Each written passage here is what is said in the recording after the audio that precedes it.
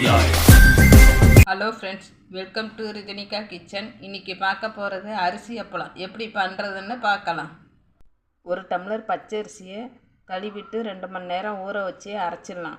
Night ஃபுல்லும் புளிக்க வச்சிடலாம். மாவு நல்லா புளிச்சிடுச்சு. இதுக்கு தேவையான அளவு உப்பு சேர்த்துடலாம்.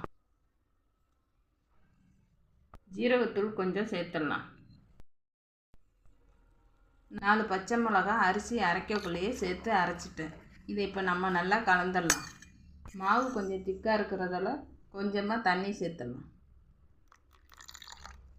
ஒரு கிண்ணம் ஜவ்வரிசியை நைட்டு ஊற வச்சுட்டேன். ஊற வச்ச ஜவ்வரிசியை 3 தான் பிரிச்சுக்கலாம்.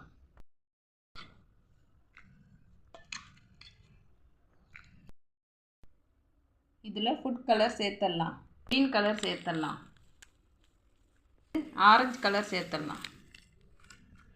அடுத்து ரெட் கலர் சேர்த்துடலாம்.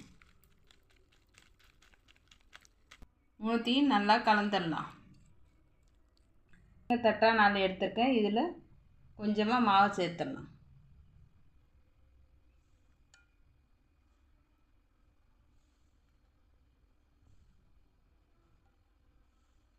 தட்டு ஃபுல்லும் சுற்றிடலாம்.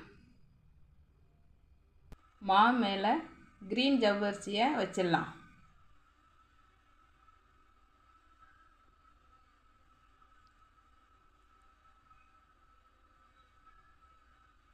அடுத்து ரெட் கலர் ஜவ்வரிசியை வச்சிடலாம்.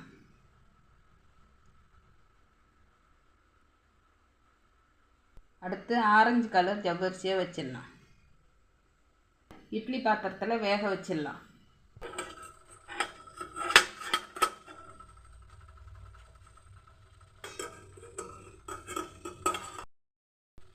இதை 3 நிமிஷம் வேக வச்சு எடுத்துடலாம். 3 நிமிஷம் ஆயிடுச்சு. இதை எடுத்துட்டு அடுத்த தட்டை வச்சிடலாம்.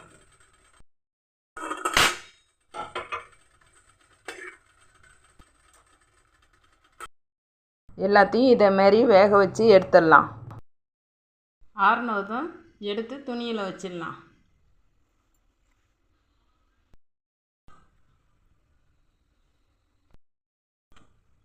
எல்லாத்தையும் ஊற்றி எடுத்தாச்சு. நேரிலே காயட்டும். அரிசி அப்பளம் நல்லா காஞ்சிடுச்சு. காஞ்சதை தட்டில் எடுத்துட்டு 1 மணி நேரம் வெயிலில் வச்சு எடுத்துடலாம். கடாயில் எண்ணெய் வச்சுருக்கேன். எண்ணெய் சூடானதும் காய வச்ச அரிசி அப்பளத்தை பொரிச்சிடலாம்.